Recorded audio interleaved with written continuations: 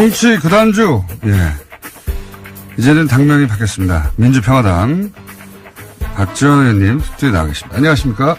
안녕하십니까. 예. 새해 복 많이 받으세요. 요즘 기분이 계속 좋으셔가지고. 예. 다른 얘기 하기 전에 제가 협찬을 먼저 해야 되는데, 이거 보고 계시죠? 협찬. 네네네. 저랑 한 줄씩 읽으시죠. 제가 첫 번째 읽겠습니다. 설날 교통 특집 방송 김우준의 뉴스공장 명절 특근은 대한민국이 아끼는 물 제주 삼다수. 디젤 자연 역시 요소수는 역시 정품 유록스. 새해도 안전 운전이 최고의 보험입니다. DK 손해보험 에듀카. 덕혜입니다. 운전 좀 할 줄 알면 누구나 스마트폰 내비 올류 매피. 내가 참여하는 개헌 국민헌법을 검색하세요. 국민헌법 자문특별위원회에서 함께 해주고 있습니다. 네, 여기가 있습니다. 저보다 훨씬 발음이 좋으시네요. 에듀카라고 돼 있는데 더라고? 아, 덕혜 손해보험인데 DK라고 읽으셔가지고. 예, 예. 혼나거든요. 네. DK나 덕혜나. 자, 여기는 돈 더 받아야 되겠어요. 여러분 해가지고. 자. 이제 당명도 확정되고, 예, 완전히 결별을 했습니다. 사실, 개문발차 말씀하셨는데, 결국 개문발차해서 말씀하신 대로 됐습니다. 민주평화당, 그리고 바른미래당, 이렇게 출범했어요. 바른미래당. 우리는 민평당. 예. 거기는 밤이당. 밤이당. 예. 그래서 당명을 다 읽어달라고 하는 것 같아요. 그죠? 그렇죠. 예. 밤이당. 그런데 언론에서, 예. 다섯자 쓰는 것보다는 두자로 줄이잖아요. 보통 그렇게 해서. 석자. 예, 석자. 무슨 김대중 대통령, 우리도 그렇게 원하지만은 DJ. 예. 요즘 기자들이, 매체들이 다 짧게 가니까 밤이당으로 갈 거예요. 밤이당, 예. 좀 독특한, 당명이 됐습니다. 밤이당. 반미가 될지 친미가 될지는 모르겠습니다. 이 밤이당 출범했다는 뉴스도 나오지만 동시에 밤이당이 출범하자마자 내부적으로 정강정책이나 대북정책이나 또는 뭐 여러 가지 이야기도 나오고 있다 이러고 있는데 우선 밤이당이 사실상 행사할 수 있는 의결권이라고 할까요? 한 25석밖에 안 되는 거 아닙니까 현재 그죠? 그렇죠. 그렇지만은 우선 네. 대한민국 정당사에 기록될 거예요. 강령이 없는 정당이란 말이야. 호적이 없는 성이 없는 당이 앞으로 뭐든지 다 탈해더라고요. 네. 탈이념 정강정책 만들다가 이제 서로 좀 충돌이 있으니까 아예 그걸 이념을 안 듣는 것으로 그죠? 예. 그렇더라도 호적이 없고 성이 없는 공장장이 있습니까? 자, 그렇게 삐그덕거리는 대목에 대해서 어떻게 평가하십니까? 앞으로 이건 잦아들 것이다 아니면 계속 커질 것이다? 처음부터 가장 중요한 것은 정당에서 정체성입니다. 사람은 뭐라고 하더라도 자기 성씨. 제가 김 씨가 될 수는 없지 않습니까? 저는 박가란 말이에요. 그러듯이 그 당은 그 당의 헌법 전문 강령이 필요한 거고 정강정책이 필요한 건데 거기에 무슨 진보다 보수다 개혁이다 이러한 이 시대적 요구 관례적으로 우리가 나타내는 문구를 전혀 이견이 없어서 못 사용하고 있다라고 하지만 지금 현재는 넘어갈 수 있지만은 앞으로 두고두고 불씨를 살려서 계속 나가고 있다. 저는 그렇게 봅니다. 특히 이제 남북 정상회담 이야기 나오기 시작하면은 바른미래당 안에서 특히 이 대북 문제 관련해서는 견해가 정리가 되거나 합치되지 않는 부분 가장 큰 대목 중에 하나가 이 남북 문제인데 정상회담 나오면 바른미래당의 입장을 정하기가 굉장히 곤란해지지 않을까요? 그러니까 한국당 성명서 읽으면은 저게 바른미래당 얘기구나 이렇게 그냥 밤이당하고 연결돼요. 근데 또 그 안에 보면은 또 DJ를 계승하고 또 햇볕 정신을 계승한다고 하는 분들이 분명히 또 거기 가 계시잖아요. 그런데 나 깜짝 놀란 게 예. 세상 사람이 다 그래도 그분은 그러지 않아야 되는데 박주선 예. 바미당 공동대표가 햇볕 정책에 대해서 약간 부정적으로 얘기를 했더라고요. 그래서 참 부르타스 너무하죠.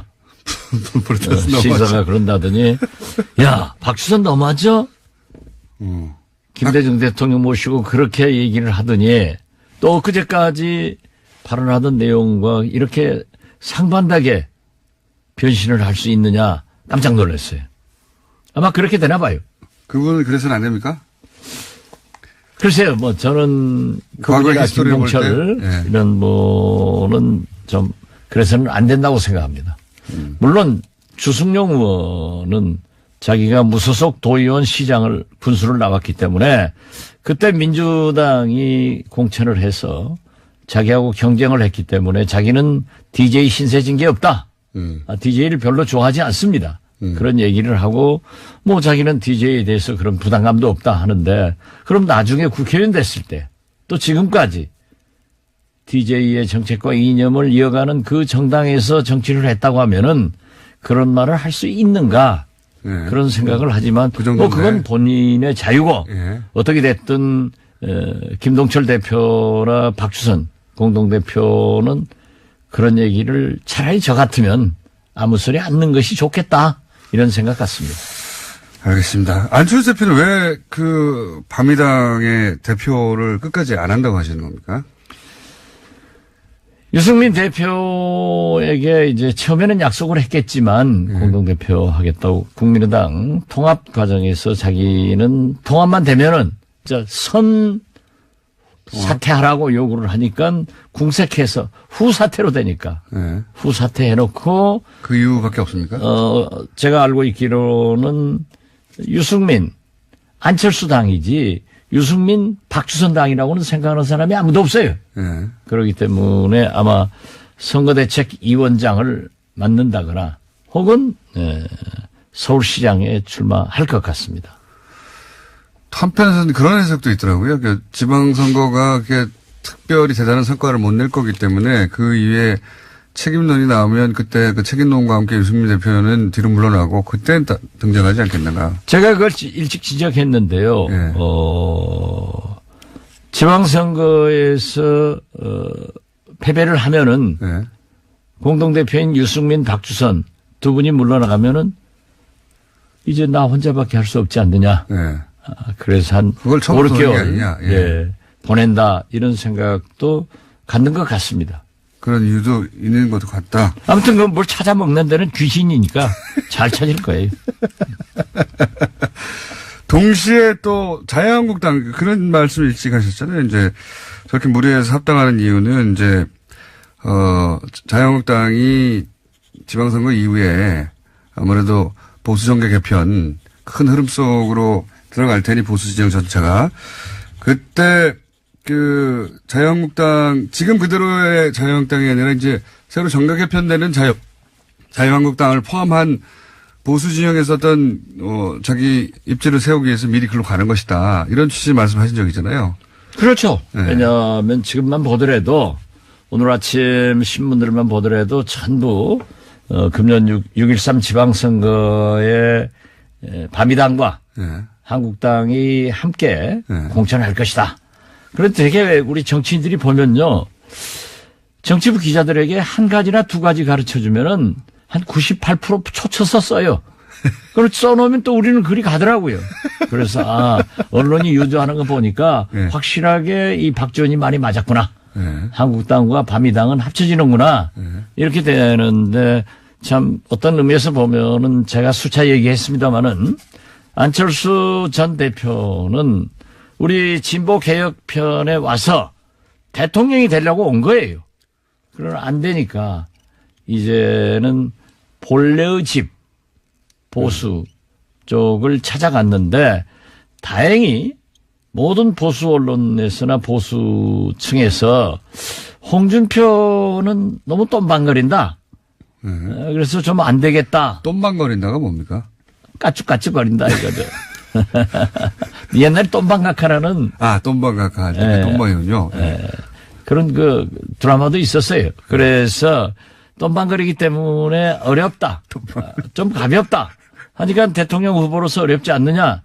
여기에 대안 세력으로 한국당이 합치면은 안철수를 내세울 수 있지 않느냐. 그렇게 보는데 제가 보는 견해로는요. 네. 그런 계획이 이게 있는 것 같아요. 일부. 예, 있어요. 일부 특히 보수 언론에 보면 흐름이 그렇게 가는데. 홍준표 대표는 이제 지켜주지 않죠. 예, 보수. 홍준표 대표는 많이 까죠. 조선일보나 이런 곳에서 홍준표 대표는 보여주지 않습니다. 보면. 저는 조선일보라고 안 했습니다. 예. 아무튼 상당히 홍준표 대표는 까고 네. 안철수를 키워요. 네. 그래서 그쪽으로 합쳐주려고 하지만은 그분들도 얘기 들어보면은 안철수 대표는 대통령 후보로서는 어렵다. 아, 그렇기 들어보셨습니까? 때문에 그럼요. 좀 저야 뭐 밤새내 돌아다니는 게 그거지 뭐. 들어보면은 네. 여야 역시 네. 유승민 대표를 대통령 후보로 생각하는 또 그룹이 또 있습니다. 그룹들이 많아요. 그 유승민 또 괜찮잖아요.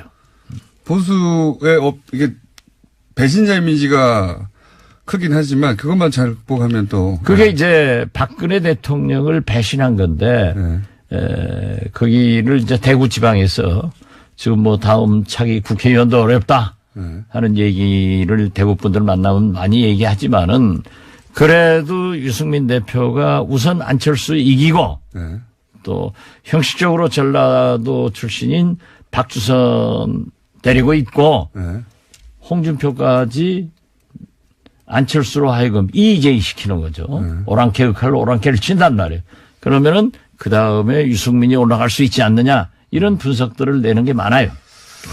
그러니까 한쪽 그룹에서는 홍준표 대표가 보수의 적자로서 다음 대선까지 끌고 가긴 어려우니 홍준표 대표는 이번 지방선거까지만이라고 생각하는 그룹이 있고 그럼 누구냐 그 다음은 한쪽 그룹에서는 안철수 대표를 끌고 와서 여기 보수 적자를 세우자. 또 한쪽에서는 아니다. 유승민 대표를 세우는 게 맞다. 이런 두 가지 정도의 큰 흐름이 있는 겁니다. 그래도 아무래도 네. 안철수 가지고는 지난번에 해보니까 안 되겠더라. 그러나 안철수를 끌어오면은 우선 국민의당을 파괴해버리는 네. 호남을 양분시켜버리는 그런 효과가 있기 때문에 자기들이 할 수 있다. 이런 계산이겠죠. 그런데 홍준표 대표가요. 녹록하게 무슨 안철수 유승민이 나가라고 해서 나가는 사람 아니에요? 그게 또 쉽지 않죠. 대단한 사람입니다. 그게 또 쉽지 않습니다. 진짜 네. 대단하신 분이에요. 지금 홍준표 대표 흔들기가 또 당내인데 그것도 다 연관된 흐름이죠. 그렇죠. 네. 연관된 흐름이겠죠. 그 중진들이 회의하자고 해도 그럼 보세요. 한국당에서 중진은 나지 누구냐? 그게요. 잘 받아치고 네. 술도 잘 읽으니까 만만치 않은 삼국지입니다. 거기가 지금. 그게 뭐. 최종 승자는 누구로 예상하십니까? 최종 승자는 저는 유승민 아닐까 생각합니다. 그렇습니까? 예, 거기 보수 진영의 삼국지가. 왜냐하면 유승민이 승자 돼야 우리 비례대표 풀어주니까. 바른당에 묶여있는 예. 3명, 4명. 3명입니까? 4명입니까? 언론에서 다 다르게 얘기하는데. 최소. 지금 제가 얘기하면은요. 큰일 납니까? 큰일 나요. 그러면. 근데 3명보다 4명보다 더 많을 수 있어요. 그렇군요. 지금 예. 그분들의 출신 성분상 예. 도저히 거기에 못 가 있을 사람들이 있어요. 그렇죠. 예. 아무래도. 그분들이 풀어주면은 훨훨 날죠. 그런데 예. 누구다 이렇게까지 해놓으면 더 조이니까. 다 알고 있지 않나요? 예. 저쪽에서도? 예? 알죠. 예. 그런데 유승민 대표 얼마나 멋있는 얘기했어요. 정치인이 한 번 말을 하면은 지켜야지. 예. 그럼 유승민 같은 사람이 돼야지. 유승민 대표가 근데. 그때마다 자기 이익 될 때마다 말을 바꿔버리는 안철수가 되면 안 되죠. 아니, 근데 유승민 대표도, 본인이 대표되면 그 비례대표들을 다 풀어줄 것처럼 얘기했지만 아직 말이 없지 않습니까? 왜냐하면 파트너인, 예. 안철수 대표가 하도 반대하니까 예. 혹시 통합 안 될까? 통합 안 되면은 9석 가지고 길거리 나가서 춥죠. 근데 이제 통합이 됐고 사실상 끝났으니까 본인이 대표고 그러면 바로 풀어줘야 되는 거 아닙니까? 자기가 예. 정치인이 한번 말을 하면은 지켜야 된다. 이런 얘기를 어제 그제 또 했어요. 조만간 이루어질 것이다 보십니까? 저는 잘 하시리라고 보고. 아니면 지방선거까지 묶어두고 뭐 이럴 수도 있지 않습니까? 뭐 그러면은 자기가 대통령 후보로서 이미지를 좀 구기죠. 알겠습니다. 그러면 어떻게 됐든 유승민 씨는 훌륭한 신분이에요. 풀어주니까. 풀어줄 것이기 때문에. 예. 만약 안 풀어주면 또 이제 공격하실 거죠? 아니 그러나 그분이 확실한 자기의 정체성을 드러내놓고 나는 이런 정치를 하겠다 하는 분이고, 올해 안철수 박주선은 이거였는데 또 이렇게 바꾸고 언제 바꿀지 모르죠. 그 바꾸는 데다 또 우물에다 침 뱉고 가요. 여기서 우물은 작게는 민평당 혹은 크게는 호남을 의미하는 겁니까? 뭐 해석도 잘 하시네요. 정체성도 있고. 항상 꿈보다 해몽이 좋아해. 남북 정상회담은 어떻게 될 거라고 보십니까? 잘 될 겁니다. 미국하고 연결해서, 아니 이제 대북 특사도 해보셨고, 야, 이 분야 전문가 아닙니까? 이제 그림을 좀 그려주십시오. 앞으로 어떻게 전개될 거다.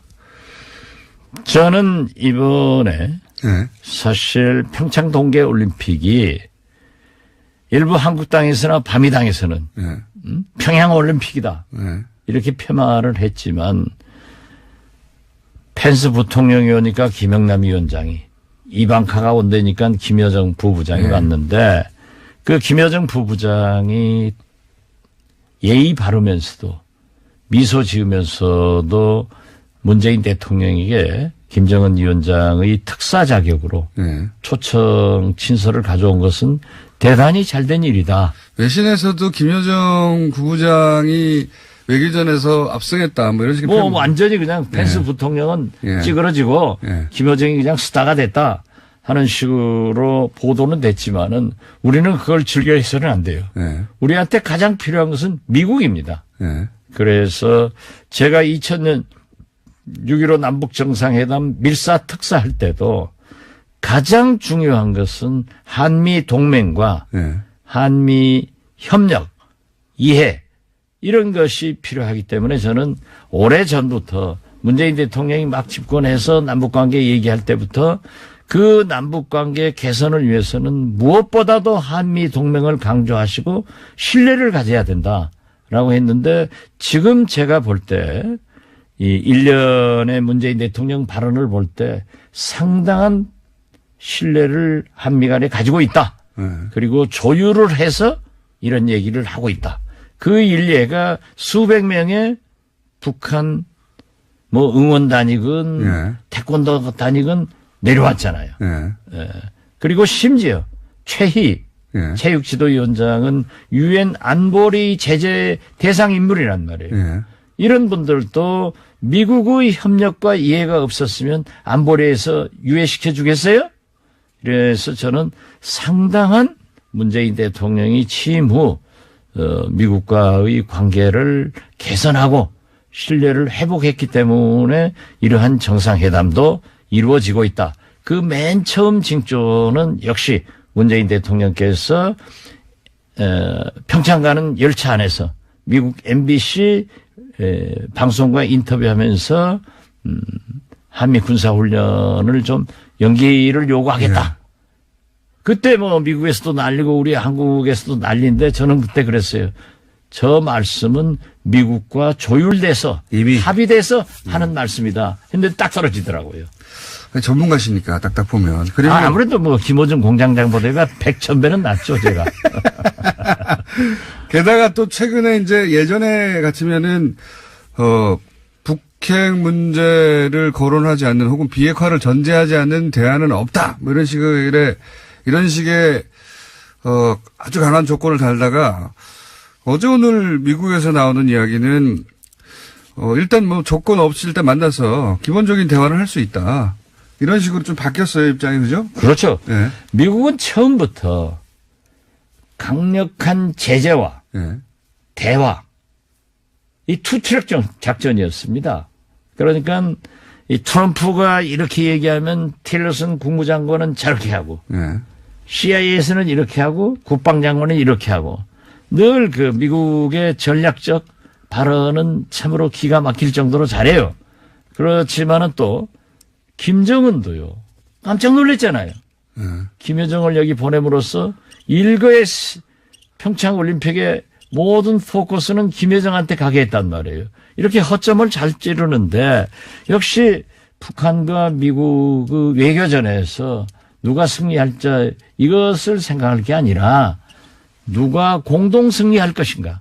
그 공동 승리라고 하는 것은 남북 정상회담을 통해서 남북 정상회담을 하더라도 물론 문재인 대통령의 음성을 김정은 위원장에게 전달하는 것도 좋지만은 김정은 위원장은 트럼프의 목소리를 문재인 대통령으로부터 들으려고 하는 거예요. 그런 거겠죠. 예. 그래서 굉장히 중요하다 이런 생각하는데 방금 비핵화 이 전제가 없었다고 하는데요.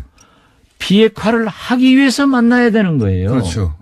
지금은 이제 거꾸로 하고 있죠. 예, 다 잘하는데 유승민 바미당 안철수 대표 한국당 본래 그런 데니까 홍준표야 뭐 아무 말이나 해버리는 사람이니까 비핵화 하러 뭐 만나라 이런 얘기를 하는데 그건 말도 아니에요. 그리고 지금 공장장께도 제가 하나 꼭 강조해주고 싶은 게 보수 정권은 미국과 항상 정책의 궤를 같이 합니다. 예, 그런데 이명박 대통령도요. 남북 정상회담을 추진했어요. 더욱이 중요한 것은 박근혜 대통령의 대북 정책, 한반도 신뢰 프로세스는 비핵화의 전제 조건의 빗장을 풀어버렸습니다. 빗장이라고 표현했어요. 우리는 비핵화를 해야 대화한다는 조건의 빗장을 풀어버린다.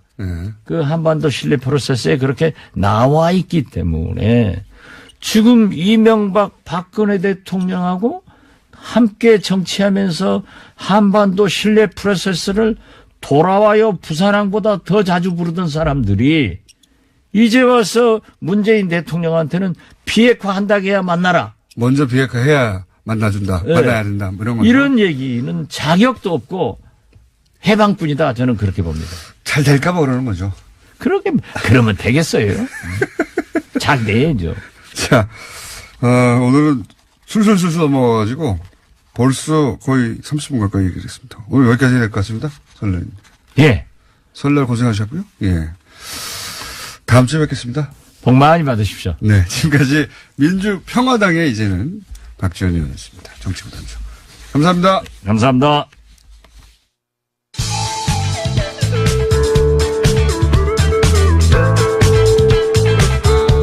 고기만 먹습니다. 시사요정 김어준입니다.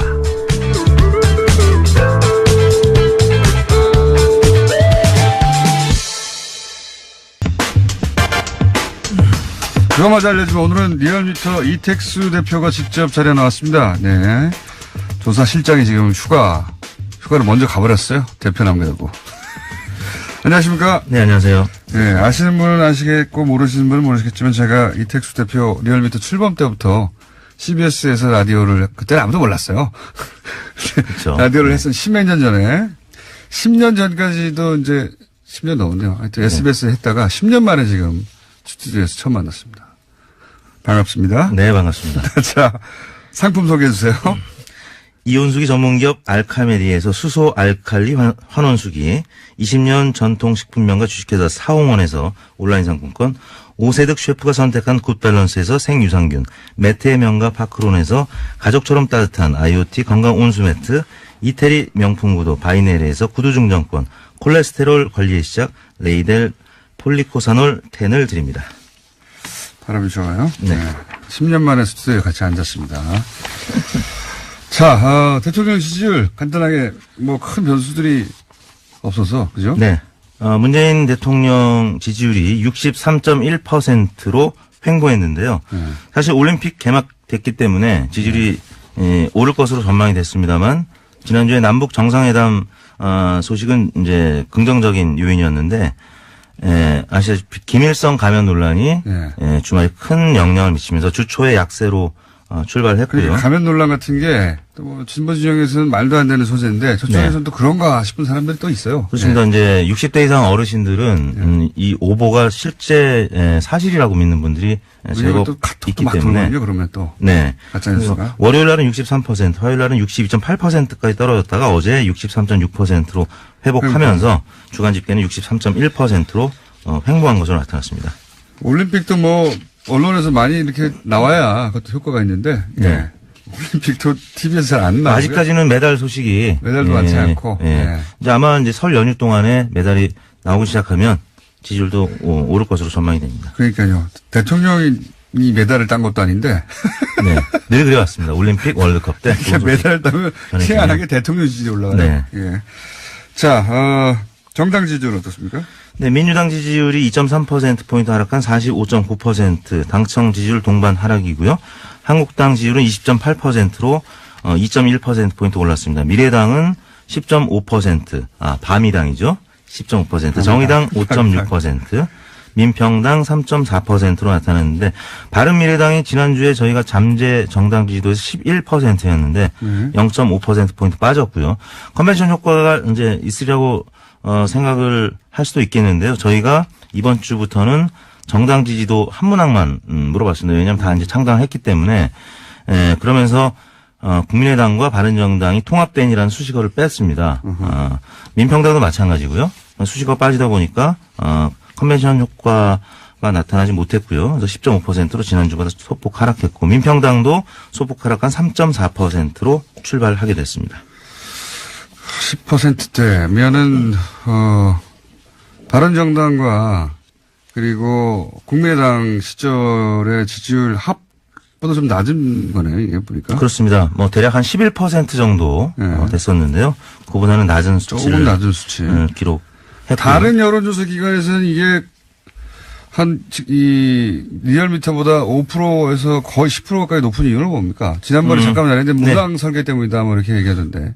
바른미래당이 저희 조사보다 높은 곳들이 한 3%포인트 안팎 높게 나타나고 반면 한국당 지지율이 많이 낮습니다. 다른 조사기관들이. 왜냐하면 그렇죠. 전화 면접 조사만 하느냐 아니면 전화 면접과 ARS를 혼합해서 하는 저희 같이 하느냐 아니면 ARS만 하느냐에 따라서 한국당 지지율이 크게 차이가 나는데 전화 면접 조사는 상담원한테 직접 자기 얘기를 정치적 하는 색깔을 것이기 드러내야 때문에 되니까. 차이 보수가 분명히 있습니다. 이거는 민주당이 야당일 때도 마찬가지였었습니다. 야당 지지율은 항상 전화 면접 조사에서 좀 숨기려고 숨겨져 하죠. 있는 편이기 때문에 그런데 이제 ARS를 적절한 비율로 거나 아니면 ARS만 하면 네. 한국당 지지율이 높게 나타납니다. 그렇군요. 그러니까 지금 리얼미터의 지지율 수치가 실제에 더 가깝다고 주장하는 거죠, 지금 주장. 실제 이제 투표 결과를 보면 이렇게 혼합 방식의 결과랑 가장 근접하게 맞아왔기 때문에 혼합의 비율이 문제다. 예. 네네 그렇습니다. 비율인데 리얼미터가 맞다는 거잖아요, 지금 주장이. 뭐 지난 대선에도 가장 저희가 정확했죠. 자, 민주당은 어쨌든 40% 중반 이상을 항상 유지하는 편인데 이제 네. 앞으로는 좀 지방선거가 본격적으로 들어가면 이게 또 요동치겠죠. 그렇습니다. 그래서 40%대를 유지하느냐 못하느냐의 문제일 것 같은데요. 이번 주 45.9% 매우 높은 지지율이긴 합니다만 이게 지난 대선 이후에 가장 낮은 수치라는 얘기거든요. 그렇죠. 일간으로 보면은 지난 금요일에 비해서 지난 월요일이 5%포인트 빠졌는데 한꺼번에 빠진 이유가 뭐예요? 김일성 가면 논란이 가장 큰 영향을 가면 미쳤다고 봅니다. 문재인 대통령 그래도 남북 정상회담이라는 이제 호재가 있었기 때문에 그게 상승 또 하락 요인이 이제 상쇄되면서 뭐 횡보를 하게 된 건데 민주당은 직격탄을 맞았다고 봐야죠. 반면 한국당은 오랜만에 또 20.8%로 20%를 기록했습니다. 다시 말씀드리지만 이제 젊은 세대는 전혀 먹히지 않는데 네. 근데 이제 이런 일이 생기면은 노년층의 카톡을 보신 분들이 있을지 모르겠는데 네. 거기 보면은 이제 고려 연방제가 된다든가 사회주의 국가가 된다든가 네, 맞습니다. 우리로서는 도저히 이해할 수 없는 카톡이 막 돌아요. 네. 이런 가면 논란이 나오면 역시 북한이 올림픽을 이용해 가지고 지금 김일성 찬양을 한다 이런 식이 확 돌아버리거든요. 네. 그래서 노년층이 실제 좀 움직입니다. 이게 그렇죠. 여론조사에 좀 잡히고 그러니까 젊은 세대는 그런 카톡을 받아본 적이 없어서 그런데 이제 20대의 경우에는 지금 문재인 대통령도 이번 주 같은 경우 30, 40대가 70%인 반면에 20대는 60%대로 다시 지난주에는 한번 70%대인데 떨어졌거든요. 민주당 지지율도 20대에서 50% 초반으로 떨어졌습니다. 30, 40대는 50% 후반인데요. 20대가 2주 전에도 그랬었는데 평양 올림픽 논란. 그렇죠. 네, 안보와 안보 관련된. 이슈에 또 20대가 이 20대는 10대 시절을 박근혜, 이명박 네. 보수 정권에서 보내다 보니까 20대가 또 보수화된 측면이 있어요. 그리고 안보 이슈에 20대가 좀 움직이고 네. 그리고 60대 이상은 말씀드렸다시피 카톡으로 움직입니다. 네. 그런 영향이다. 네, 이번 자, 주중조사는 TBS 의뢰로 지난 12일부터 14일까지 3일간 전국 19세 이상 1,502명을 대상으로 유무선 전화 면접과 자동응답 혼용 방식이었고요. 표본 오차는 95% 신뢰 수준에서 플러스 마이너스 2.5%포인트였고 응답률은 5.2%였습니다. 자세한 내용은 중앙선거여론조사 심의위원회 홈페이지를 참고하시면 되겠습니다. 자, 남북 정상회담 개최에 대한 여론조사. 이거 사실 다른 여론조사 기관들도 많이 했는데 네. 대부분 70%가 나오는데 또 리얼미터는 이건 또 낮게 나와서 61%. 네, 한 10%포인트 차이가 있었는데 이것도 마찬가지로 전화 면접 자동응답 방식 혼용 방식과 보수 성향의 네.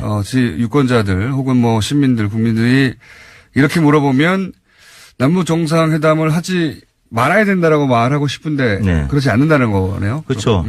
조사 결과 먼저 소개해드리고 이제 배경 설명을 해드리겠습니다. 배경 설명할 시간은 없어요. 네, 찬성 한반도 평화 정착 출발점이다. 찬성한다는 의견이 61.5%, 네. 반대한다는 의견이 31.2%였는데 이 31.2%가 보수층이 네. 지금 뭐 정당 지지율 하면은 한국당이 뭐 20%가 안 나오기도 하고 20% 이제 간 넘기도 하는데 이런 조사를 해보면 보수 성향 응답이 30% 넘게 나타나거든요. 그렇죠. 그러니까 지방선거 때 한국당 지지율이나 혹은 이제 바른미래당 지지율 합쳐서 30% 이상은 충분히 나올 수 있다라는 거죠. 그렇죠. 그래서 민주당이 40%대를 계속 유지하는 것이 지방선거 승패 관건이라고 할 수 있겠습니다. 그렇죠. 그러면 중도층이 어디로 움직일지가 네. 그거에 따라서 움직이겠죠. 그러니까 61대 31 이게 이제 우리 지금 현재 지형 정치 지형에서 진보 보수의 네. 지형하고 유사하다 이렇게 보면 되는 거죠. 그렇죠. 이제 진보에다가 중도 진보까지 합친 응답이 61.5% 정도로 보면 되겠습니다. 남북 정상회담이라고 하는 큰 이슈에 대해서 31대 61 정도로 반응한다. 네. 예, 한 10여 프로 가까이는 잘 모르겠다. 이런 유보층이 그렇습니다. 보시고요. 네. 유보층은 독도는 누구 땅입니까? 물어봐도 유보층이 나와요. 과거에 저희가 한번 해본 적이 있는데 한 98%가 독도는 우리 땅이라고 얘기를 했고요. 네. 한 1%가 아니다. 그다음에 1%는 잘 모르겠다. 항상 이제 그런 잘 것들이 모를 나오고. 수도 있습니다. 네. 그런 명백한 사안도. 맘 같아서는 대마도가 누구 땅이냐고 물어보고 싶은데 네. 한일 외교가 이제 큰 또 파장을 일으킬 것 같아서 하지 안 못하고. 일으켜요? 리얼미터 그런 조사한다고 해요. 리얼미터 그 정도까지 아닙니다. 한번 해보시기 바라고. 자, 여기까지 하겠습니다. 네, 이번 조사는 2월 14일 전국 19세 이상 성인 11,136명에게 접촉을 해서 최종 500명의 응답을 완료했습니다. 조사 방법은 동일했고요. 표본 오차는 95% 신뢰 수준에서 플러스 마이너스 4.4%포인트였습니다. 지금까지 리얼미터 이택수 대표였습니다.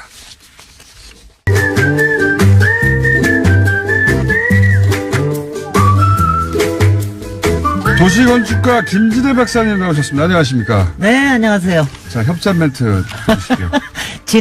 지난 추석에 특근 때는 6번 했는데 오늘은 한 번밖에 안 하게 해주셔서 감사합니다.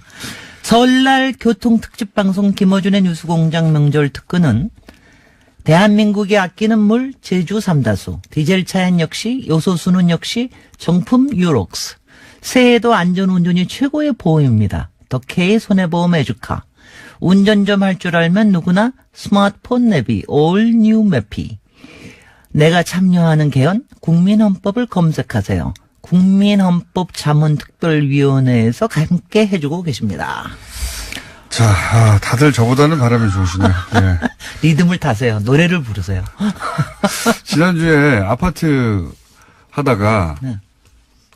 김어준 왜 아파트를 싫어하냐. 네. 아니, 오늘 기억납니다. 마침 명절이니까, 네. 명절 때 이제 다 집에 가시고 그러는데, 이 주택 정책이라는 게 결국은 자기 삶하고 관련되는 거 아니에요? 그럼 자기 집에 대해서 생각을 하는 거니까. 아니, 근데 이거예요. 주택이 좋아요. 저는 아주 아니, 어릴 근데 때. 예. 한 가지가 이거예요. 김어준 같으면은 보통 사람들이 아파트에 살 거다. 왜 그렇게 생각해요? 그리고 적어도 오피스텔에 살 거다. 이런 생각을 아마 많은 사람들이 이렇게 할 거예요. 왜요?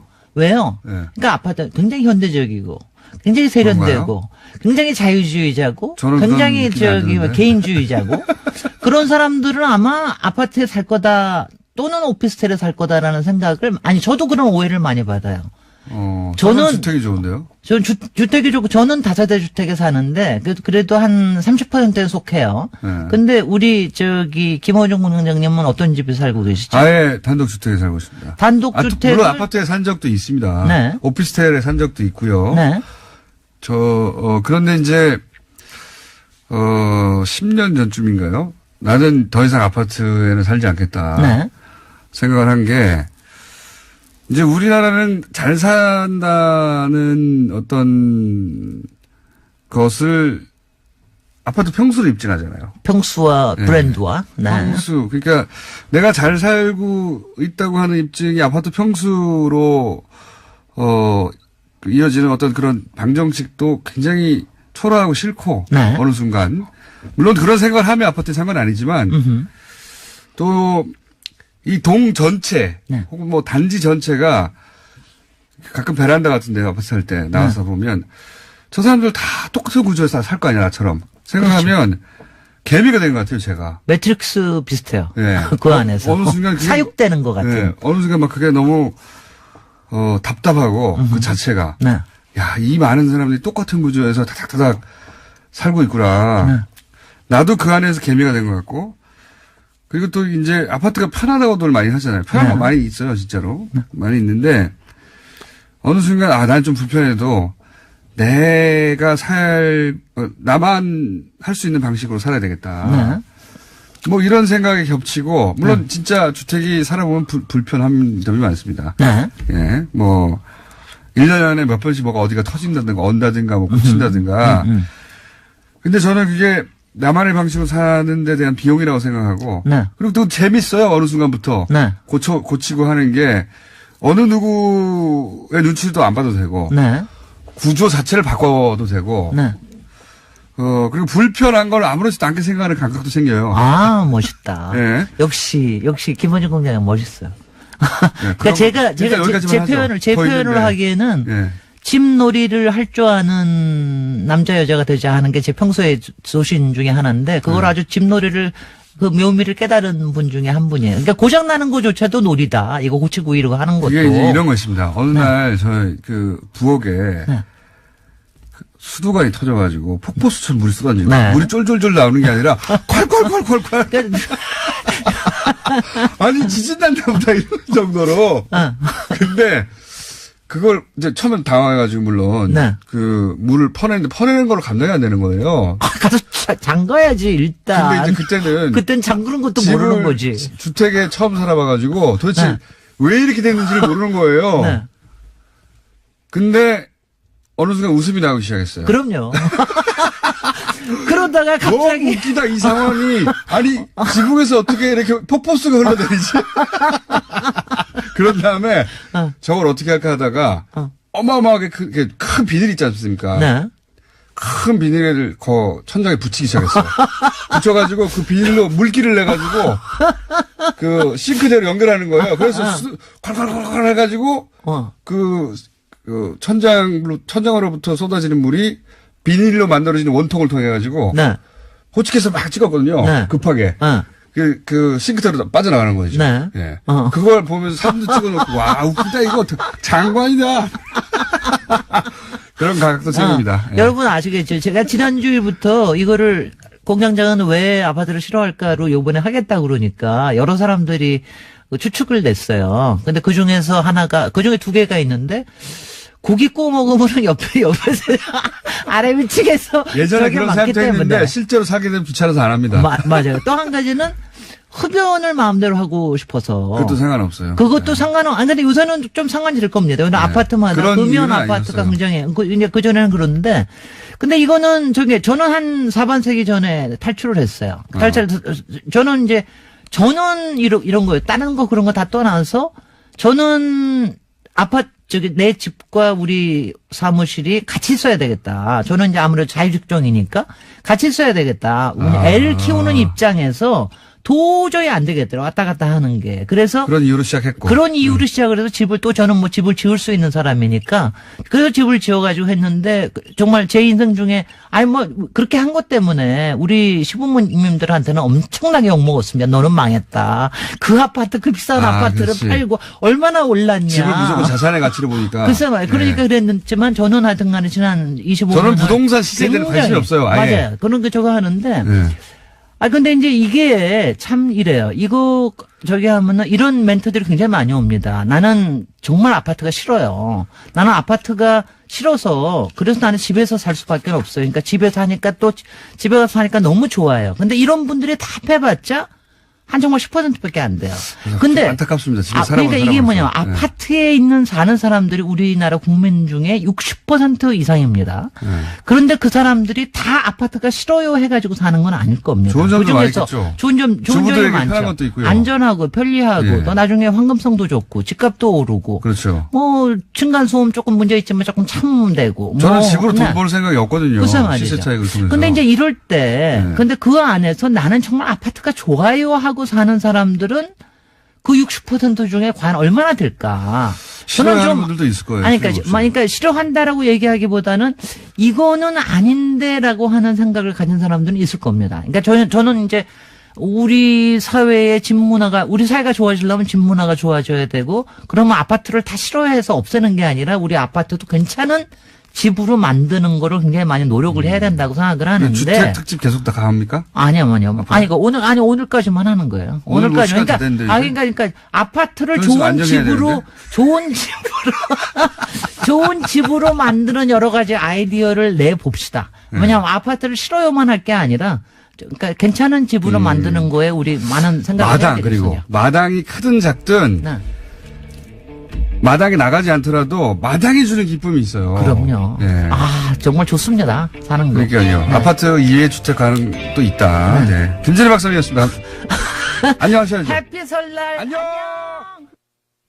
이제는 본래의 집 보수 쪽을 찾아갔는데 다행히 모든 보수 언론에서나 보수층에서 홍준표는 너무 똠방거린다.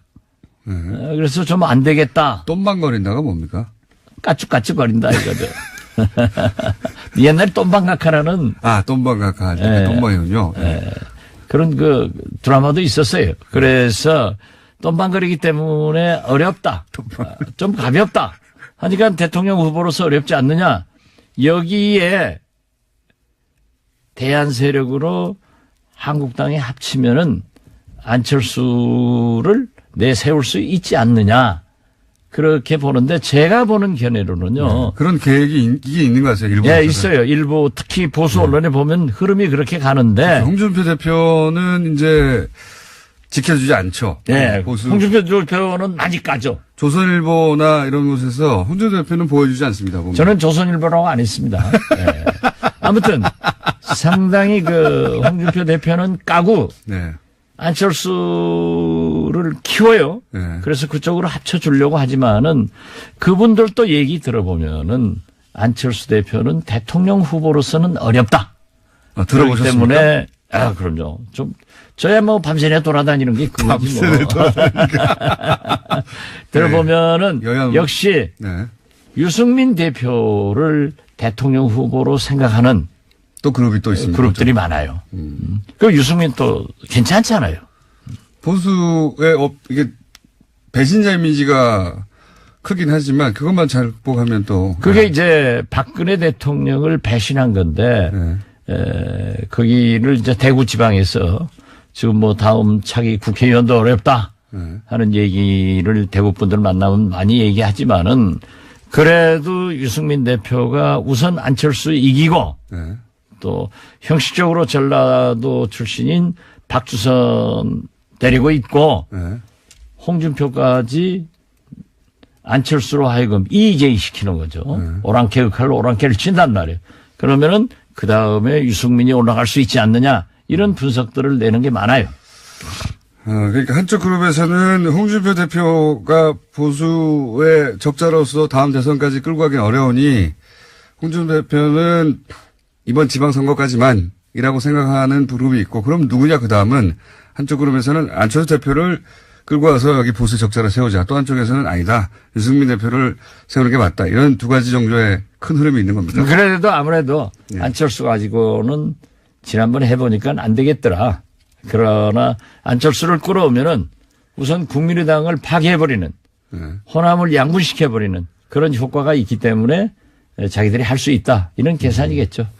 그런데 홍준표 대표가요. 네. 그런 생각을 하지만 그 정도인데. 뭐 그건 본인의 자유고 예. 어떻게 됐든 김동철 대표나 박주선 공동대표는 그런 얘기를 차라리 저 같으면 아무 소리 안 넣는 것이 좋겠다. 이런 생각 같습니다. 알겠습니다. 안철수 대표는 왜 그 바미당의 대표를 끝까지 안 한다고 하시는 겁니까? 유승민 대표에게 이제 처음에는 약속을 했겠지만 공동대표 하겠다고 국민의당 통합 과정에서 자기는 통합만 되면은 선 사퇴하라고 요구를 하니까 궁색해서 후사퇴로 되니까 네. 후사퇴 해놓고 그 이유밖에 없습니까? 제가 알고 있기로는 유승민 안철수 당이지 유승민 박주선 당이라고는 생각하는 사람이 아무도 없어요. 네. 그렇기 때문에 아마 선거대책위원장을 맡는다거나 혹은 서울시장에 출마할 것 같습니다. 한편에서는 그런 해석도 있더라고요. 지방선거가 그렇게 특별히 대단한 성과를 못 낼 거기 때문에 그 이후에 책임론이 나오면 그때 그 책임론과 함께 유승민 대표는 뒤로 물러나고 그때는 등장하지 않겠는가. 제가 그걸 일찍 지적했는데요. 네. 지방선거에서 패배를 하면은 네.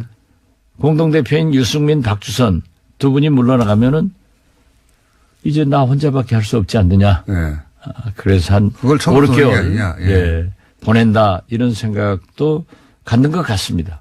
그런 이유도 있는 것도 같다. 아무튼 그 뭘 찾아 먹는 데는 귀신이니까 잘 찾을 거예요.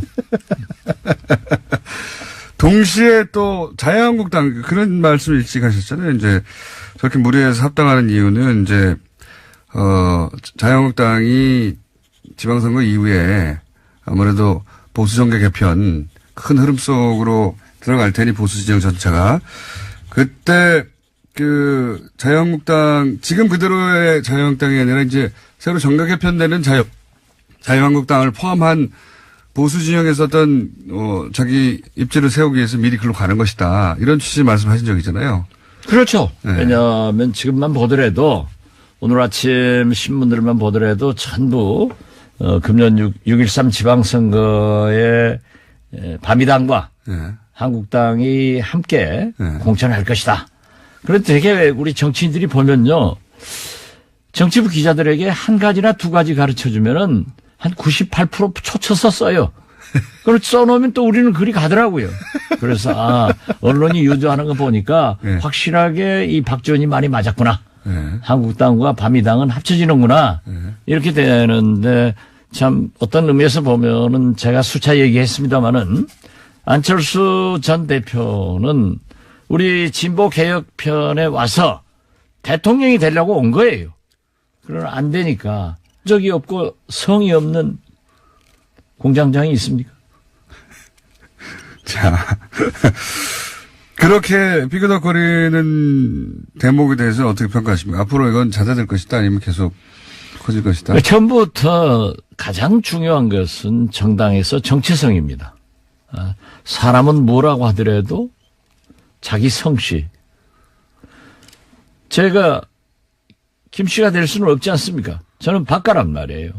그러듯이 그 당은 그 당의 헌법 전문 강령이 필요한 거고 정강정책이 필요한 건데 거기에 무슨 진보다 보수다 개혁이다 이러한 이 시대적 요구 관례적으로 우리가 나타내는 문구를 전혀 이견이 없어서 못 사용하고 있다라고 하지만 지금 현재는 넘어갈 수 있지만은 앞으로 두고두고 불씨를 살려서 계속 나가고 있다.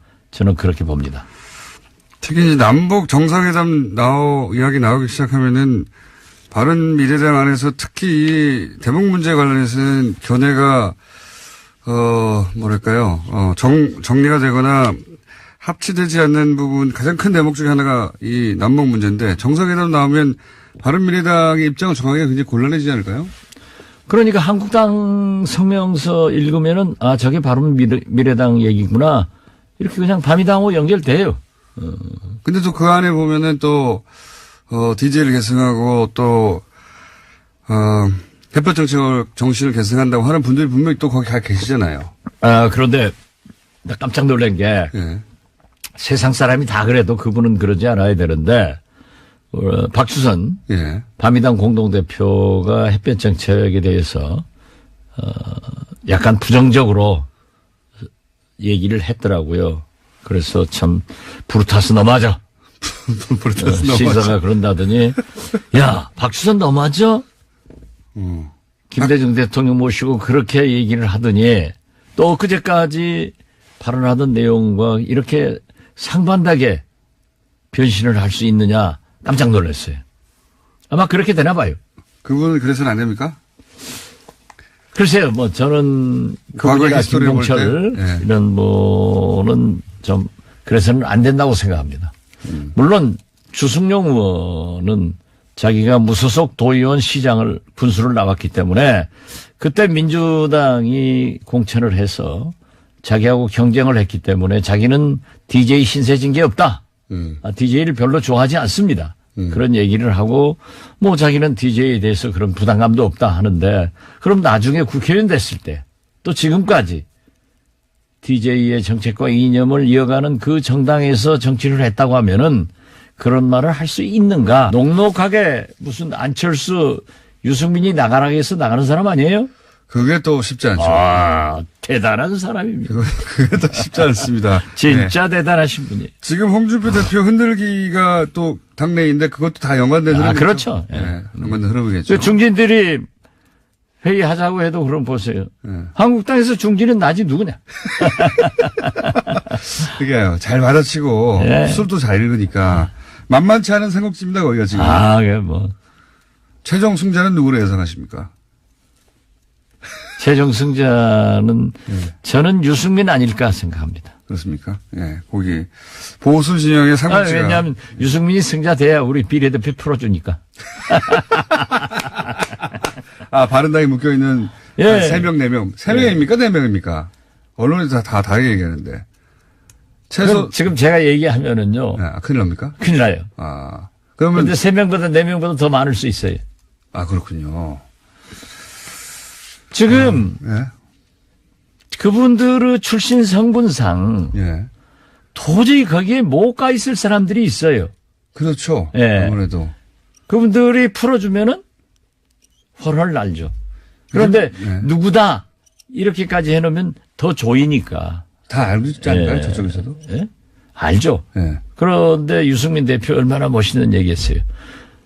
정치인이 한 번 말을 하면은 지켜야지. 예. 그럼 유승민 같은 사람이 돼야지. 유승민 대표가 근데 그때마다 자기 이익 될 때마다 말을 바꿔버리는 안철수가 되면 안 되죠. 아니 근데 유승민 대표도 본인이 대표되면 그 비례대표들을 다 풀어줄 것처럼 얘기했지만 아직 말이 없지 않습니까? 왜냐하면 파트너인 예. 안철수 대표가 하도 반대하니까 예. 혹시 통합 안 될까? 통합 안 되면은 9석 가지고 길거리 나가서 춥죠. 근데 이제 통합이 됐고 사실상 끝났으니까 본인이 대표고 그러면 바로 풀어줘야 되는 거 아닙니까? 자기가 예. 정치인이 한번 말을 하면은 지켜야 된다. 이런 얘기를 어제 그제 또 했어요. 조만간 이루어질 것이다 보십니까? 저는 잘 하시리라고 보고 아니면 지방선거까지 묶어두고 뭐 이럴 수도 있지 않습니까? 뭐 그러면은 자기가 대통령 후보로서 이미지를 좀 구기죠. 알겠습니다. 그러면 어떻게 됐든 유승민 씨는 훌륭한 분이에요. 풀어주니까. 풀어줄 것이기 때문에. 예. 만약 안 풀어주면 또 이제 공격하실 거죠? 그러나 그분이 확실한 자기의 정체성을 드러내놓고 나는 이런 정치를 하겠다 하는 분이고, 우리 안철수, 박주선은 이거였는데 또 이렇게 바꾸고, 언제 바꿀지 모르죠? 그 바꾸는 데다 또 우물에다 침 뱉고 가요. 여기서 우물은 작게는 민평당 혹은 크게는 호남을 의미하는 겁니까? 뭐 해석도 잘 하시네요. 정치 그단주, 예. 이제는 당명이 바뀌었습니다. 민주평화당 박지원 의원님 스튜디오에 나와 계십니다. 안녕하십니까? 안녕하십니까. 예. 새해 복 많이 받으세요. 요즘 기분이 계속 좋으셔가지고, 예. 다른 얘기 하기 전에 제가 협찬을 먼저 해야 되는데, 이거 보고 계시죠? 협찬. 네네네. 저랑 한 줄씩 읽으시죠. 제가 첫 번째 읽겠습니다. 설날 교통 특집 방송 김우준의 뉴스공장 명절 특근은 대한민국이 아끼는 물 제주 삼다수. 디젤 자연 역시 요소수는 역시 정품 유록스. 새해도 안전 운전이 최고의 보험입니다. DK 손해보험 에듀카. 덕혜입니다. 운전 좀 할 줄 알면 누구나 스마트폰 내비 올류 매피. 내가 참여하는 개헌 국민헌법을 검색하세요. 국민헌법 자문특별위원회에서 함께 해주고 있습니다. 네, 여기까지입니다. 저보다 훨씬 발음이 좋으시네요. 에듀카라고 돼 있는데 더라고? 덕혜 손해보험인데 DK라고 읽으셔가지고. 제가, 예. 혼나거든요. 네. DK나 덕커이나. 자, 여기는 돈 더 받아야 되겠어요. 여러 분 해가지고. 자. 이제 당명도 확정되고, 예, 완전히 결별을 했습니다. 사실, 개문발차 말씀하셨는데, 결국 개문발차해서 말씀하신 대로 됐습니다. 민주평화당, 그리고 바른미래당, 이렇게 출범했어요. 바른미래당. 우리는 민평당. 예. 거기는 밤이당. 밤이당. 예. 그래서 당명을 다 읽어달라고 하는 것 같아요. 그죠? 그렇죠. 예. 네, 밤이당. 그런데 언론에서 예. 다섯자 쓰는 것보다는 두자로 줄이잖아요. 보통 그렇게 해서. 석자. 예, 석자. 무슨 김대중 대통령 우리도 그렇게 원하지만은 DJ. 예. 요즘 기자들이 매체들이 다 짧게 가니까 밤이당으로 갈 거예요. 밤이당. 예. 좀 독특한 당명이 됐습니다. 밤이당. 반미가 될지 친미가 될지는 모르겠습니다. 이 밤이당 출범했다는 뉴스도 나오지만 동시에 밤이당이 출범하자마자 내부적으로 정강정책이나 대북 정책이나 또는 뭐 여러 가지 이야기도 나오고 있다 이러고 있는데 우선 밤이당이 사실상 행사할 수 있는 의결권이라고 할까요? 한 25석밖에 안 되는 거 아닙니까 현재 그죠? 그렇죠. 그렇지만은 우선 네. 대한민국 정당사에 기록될 거예요. 강령이 없는 정당이란 말이야. 호적이 없는 성이 없는 당이 앞으로 뭐든지 다 탈해더라고요. 네. 탈이념 조금. 정강정책 만들다가 이제 서로 좀 충돌이 있으니까 아예 그걸 이념을 안 듣는 것으로 그죠? 예. 그렇더라도